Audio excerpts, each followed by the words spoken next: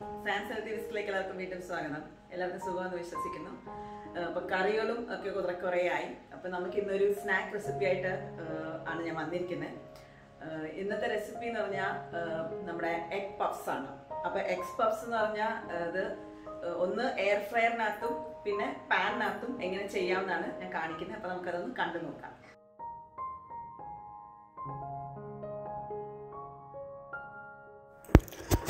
ഇപ്പം നമുക്ക് ഒട്ടും സമയം കളയാതെ പഫ്സിനുള്ള മാവ് കുഴയ്ക്കാം.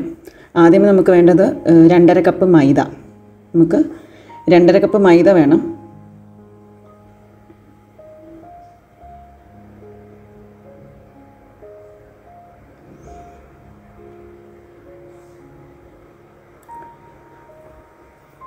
ഇതിലോട്ട് 1 ടീസ്പൂൺ ഉപ്പ്, എന്നിട്ട് വെള്ളം ഒഴിച്ച് നമ്മൾ മാവ് കുഴച്ചെടുക്കുകയാണ്. ഉപ്പിട്ട് കഴിഞ്ഞ് മാവ് നല്ലോണം ഒന്ന് ഇളക്കി കൊടുക്കണം. എന്നിട്ട് വേണം വെള്ളം ഒഴിച്ച് കുഴയ്ക്കാൻ.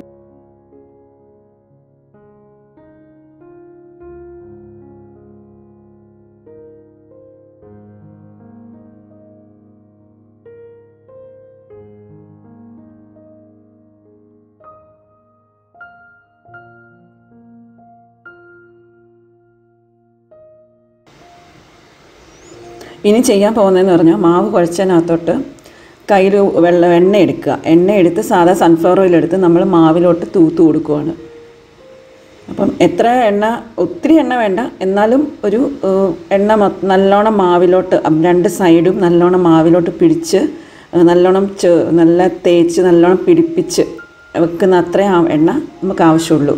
ഒരു 2-3 ടേബിൾ സ്പൂൺ എണ്ണ മതിയാവും. എന്നിട്ട് അത് അടച്ച് നമ്മളൊരു 30 മിനിറ്റത്തേക്ക് നമുക്ക് മാവ് അടച്ച് വെക്കാം.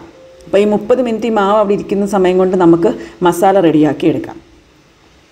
അപ്പോൾ മസാലയ്ക്ക് നമുക്ക് ഒരു പാൻ എടുത്ത് വെക്കാം. അതിലോട്ട് എണ്ണ ഒഴിച്ച് കൊടുക്കണം. അപ്പോൾ ഞാൻ സൺഫ്ലവർ ഓയിൽ എടുത്തിരിക്കുന്നത്. ഒരു ടേബിൾ സ്പൂൺ എണ്ണ മതി. അപ്പോൾ നമുക്ക് കുറച്ച് മസാല മതിയല്ലോ, ഒത്തിരി മസാലയുടെ ആവശ്യമില്ല. അപ്പോൾ 1 ടേബിൾ സ്പൂൺ എണ്ണയ്ക്കകത്തോട്ട് നമ്മൾ 1 ടീസ്പൂൺ നമ്മുടെ കടുക് ഇട്ട് കൊടുക്കുക. കടുക് പൊട്ടിക്കഴിയുമ്പം ഒരു വറ്റൽമുളക്, ഒറ്റൊരെണ്ണം മതി, ഒരു വറ്റൽമുളക് ഇട്ട് കൊടുക്കുക. അതിലോട്ടൊരു 2-3 കരിയാപ്പില, അത് ഞാൻ ഒടിച്ച് അതിനെ പീസാക്കിയാണ് ഇടുന്നത്, അതും കൂടെ അതിനകത്തോട്ട് ഇട്ട് കൊടുക്കുക. എന്നിട്ട് അതിലോട്ട് സവാളയും പച്ചമുളകും കൂടെ, 2 സവാളയും 1 പച്ചമുളകും കൂടാണ് ഞാൻ എരിഞ്ഞ് വെച്ചത്, അത് രണ്ടും കൂടി ഇട്ട് കൊടുക്കണം. എന്നിട്ടൊന്ന് നല്ലോണം സോട്ട് ചെയ്തെടുക്കുക. അതൊന്ന് മൂത്ത് വരുന്നവരെ ഒന്ന് ഇളക്കി കൊടുക്കുക. അപ്പോൾ മൂത്ത് വന്നപ്പം നമുക്ക് ഉപ്പിട്ട് കൊടുക്കാം. ഉപ്പും 1 ടീസ്പൂൺ ഉപ്പും മഞ്ഞൾപ്പൊടി, ഒരു 1/4 ടീസ്പൂൺ മഞ്ഞൾപ്പൊടി മതിയാവും. അതും കൂടി ഇട്ട് അത് നിന്നിട്ട് നല്ലോണം ഒന്ന് ഇളക്കി അതൊന്ന് വഴറ്റിയെടുക്കുക.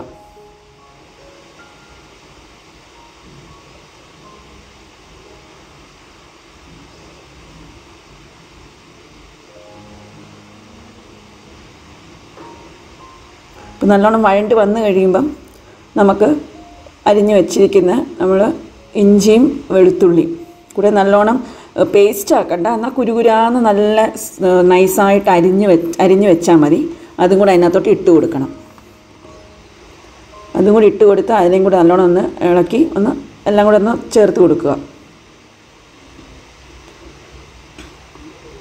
അതും ഒന്ന് വഴണ്ട് വന്ന് കഴിയുമ്പം നമുക്ക് അതിനകത്തോട്ട് തക്കാളി എടുത്ത് വെച്ചിരിക്കും, 1 തക്കാളി മതി. ആ 1 തക്കാളിയും കൂടെ ഇട്ട് കൊടുക്കാം. എന്നിട്ട് അത് നല്ലോണം ഒന്ന് വഴണ്ട് വരുന്നവരെ ഒന്ന് ഇളക്കി കൊടുക്കുക.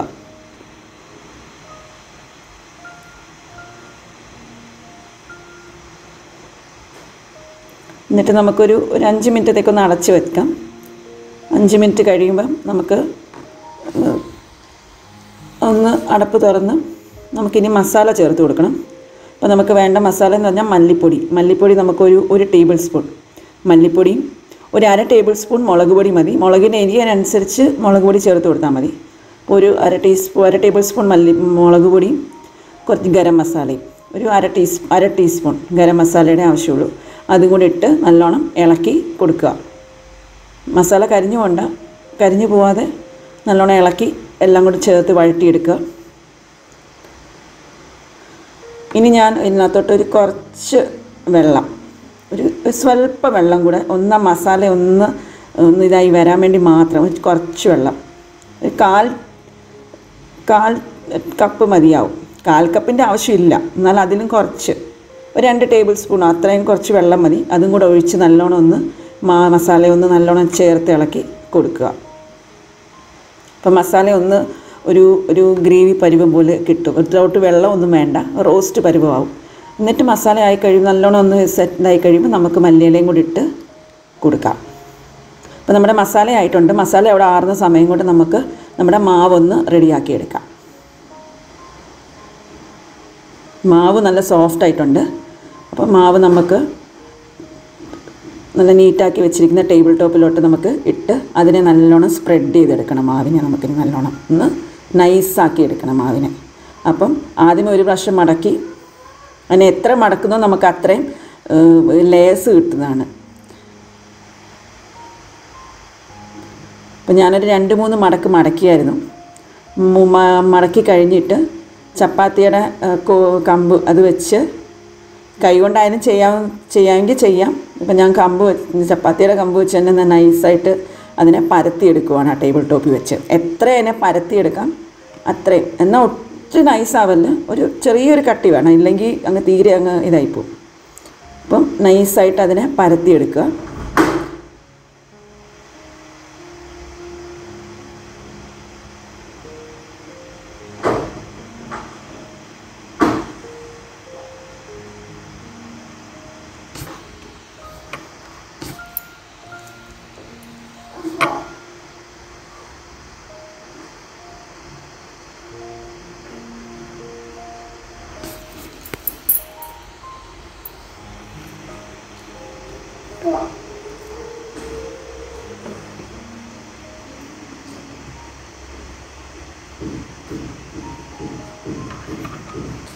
അപ്പം നൈസായിട്ട് പരത്തി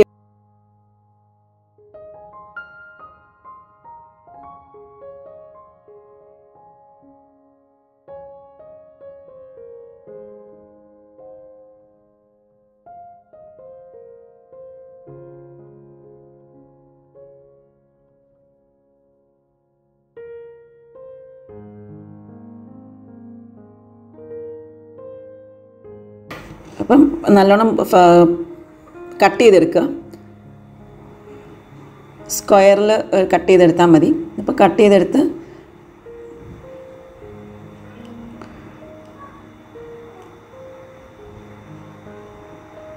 ഇപ്പം ഞാൻ മുട്ടയും പുഴുങ്ങി എടുത്തിട്ടുണ്ട് ആ സമയം കൊണ്ട്. ഇനി നമുക്ക് ഓരോ എടുത്ത് വെച്ചിരിക്കുന്ന ഓരോ പേസ്ട്രി ഓരോതിനകത്തോട്ട് നമുക്ക് മസാലയും വെച്ച് കൊടുക്കാം. അപ്പം അതിൻ്റെ മസാല ഇട്ട് അതിൻ്റെ മുകളിലോട്ട് ഒരു മുട്ട, അരമുറി മുട്ടയും കൂടി വെച്ച് നമ്മൾ മടക്കുമ്പം ഇങ്ങനെ മടക്കിയെടുക്കണം. 2 സൈഡും ഓപ്പോസിറ്റ് സൈഡും മടക്കിയിട്ട് അതിൻ്റെ വരുന്ന കോർണേഴ്സ് നമ്മളൊന്ന് ജസ്റ്റ് ഒന്ന് പ്രസ് ചെയ്ത് കൊടുക്കുമ്പം അതവിടെ അവിടെ ഇരുന്നോളും. ചിലപ്പോൾ അത് നമ്മൾ ബേക്ക് ചെയ്യുമ്പോൾ അത് ചിലപ്പോൾ ഓപ്പൺ ആവും, സാരമില്ല, കുഴപ്പമില്ല. അപ്പം ഇതാണ് ഫസ്റ്റ് ഒരെണ്ണം. അങ്ങനെ ബാക്കിയെല്ലാം ഒന്ന് ചെയ്തെടുക്കാം.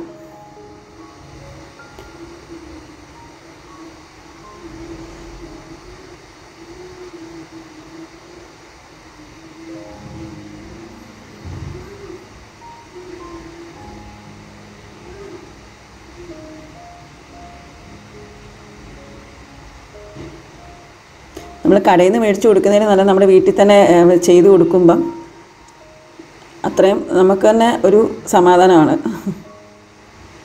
വെളിയിൽ നിന്ന് വരുന്നതൊക്കെ എന്തൊക്കെ ചേർന്ന് വരുന്നതാണെന്ന് നമുക്ക് പറയാൻ പറ്റില്ലല്ലോ.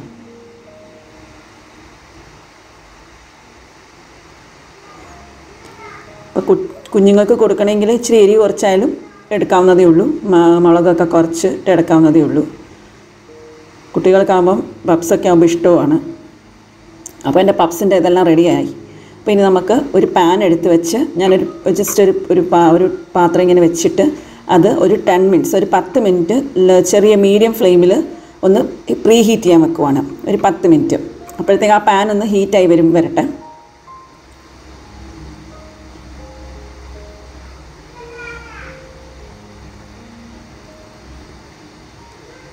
എന്നിട്ട് അതിനകത്തോട്ട് ഇപ്പോൾ ഒരു 5 എണ്ണം ഞാൻ അതിനകത്തോട്ട് ഒരു ബട്ടർ പേപ്പറും കൂടി വെച്ചിട്ട് 5 പപ്സ് ഞാൻ അതിനകത്തോട്ട് ഇറക്കി ഒന്ന് എഗ് വാഷ്, ഒരു മുട്ട എടുത്ത് അടിച്ച് ആ മുട്ട ജസ്റ്റ് ഒന്ന് തൂത്ത്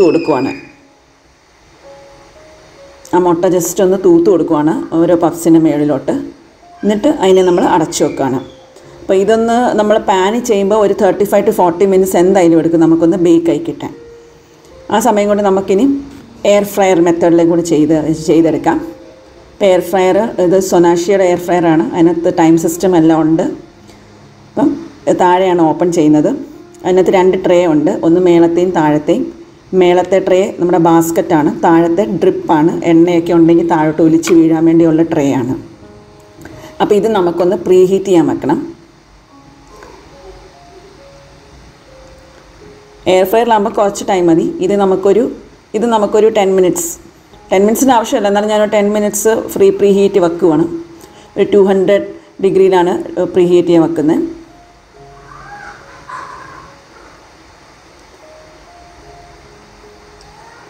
അപ്പോൾ അത് മെനു സിസ്റ്റമാണ്. അപ്പോൾ മെനു ഞെക്കിക്കഴിഞ്ഞാൽ എല്ലാം അതിനകത്തുണ്ട്. ചിക്കനും ഫിഷും എല്ലാം നമുക്ക് ചെയ്തെടുക്കാവുന്നതേ ഉള്ളൂ.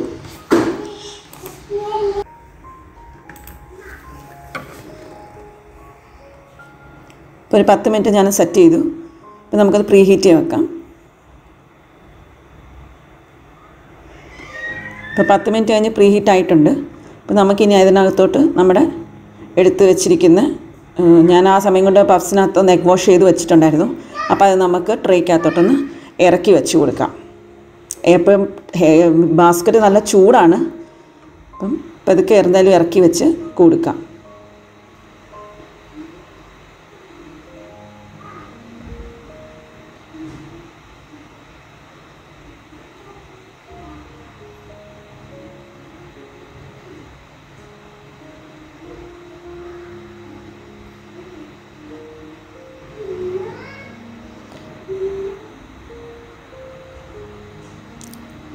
ഈ ബാസ്ക്കറ്റിലോട്ട് വേണമെങ്കിൽ ബട്ടർ പേപ്പർ വെച്ച് കൊടുക്കാവുന്നതേ ഉള്ളൂ. പക്ഷേ ഞാൻ ബട്ടർ പേപ്പർ വെച്ചില്ല.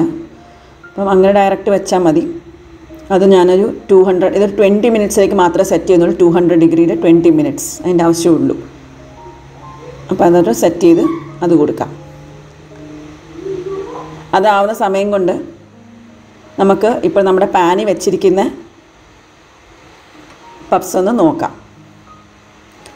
അതിപ്പം അടി മേൽവശം ഒന്ന് ഇതായി വരുന്നുണ്ട്. താഴത്തെ വശമെല്ലാം നല്ല പെർഫെക്റ്റായിട്ട് വന്നിട്ടുണ്ടെന്ന് തോന്നുന്നു. ഒന്ന് നോക്കാൻ തിരിച്ചിട്ട്.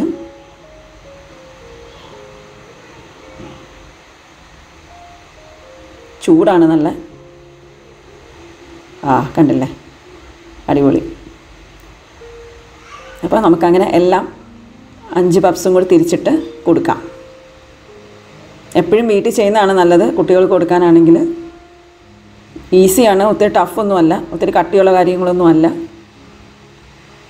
കഴിവതും വെളിയിൽ നിന്ന് മേടിച്ച് കൊടുക്കാതിരിക്കുക.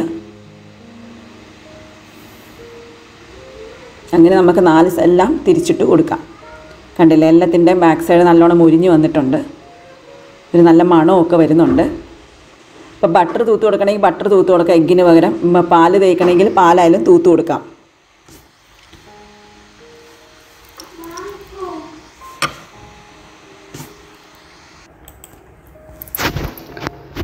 നമുക്കിനി നമ്മുടെ എയർ ഫ്രയറിനകത്തുള്ള പഫ്സ് നോക്കാം. 20 മിനിറ്റ് കഴിഞ്ഞ് റെഡി ആയിട്ടുണ്ട്.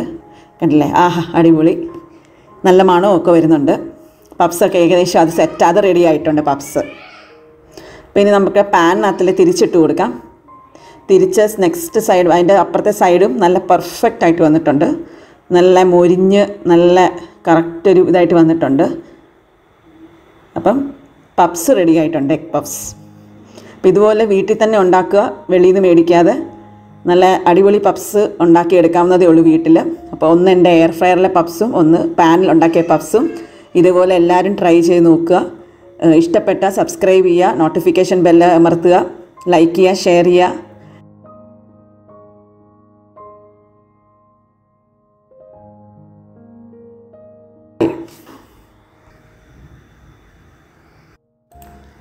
അപ്പോൾ നമുക്കൊന്ന് ടേസ്റ്റ് ചെയ്ത് നോക്കാം. അപ്പോൾ അത് പാനിലുണ്ടാക്കിയ പഫ്സാണ്. നല്ല പരുവായിട്ടുണ്ട്, നല്ല മുരിഞ്ഞുമൊക്കെ വന്നിട്ടുണ്ട്, നല്ല മണവും വരുന്നുണ്ട്. അപ്പോൾ ഞാനൊന്ന് മുറിച്ച് നോക്കാം. നല്ല ചൂടുണ്ട് മുറിക്കുമ്പോൾ. കണ്ട് നല്ല കറക്റ്റായിട്ടുണ്ട്, ലേസും ഉണ്ട്. അതിനും എയർ ഫ്രയറിലെ പഫ്സാണ്. അത് നല്ല സോഫ്റ്റാണ് എയർ ഫ്രയറിലെ.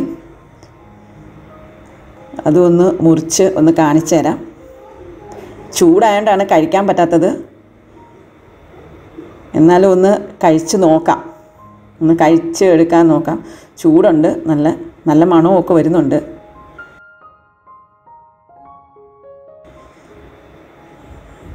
ആഹാ, ചെറിയ ചൂടുമൊക്കെ ഉണ്ട്. എരിയൊക്കെ പരുവത്തിന് എരിയൊക്കെ ഉണ്ട്. അപ്പോൾ എല്ലാവരും ഇങ്ങനെ ട്രൈ ചെയ്ത് നോക്കുക. ബൈ.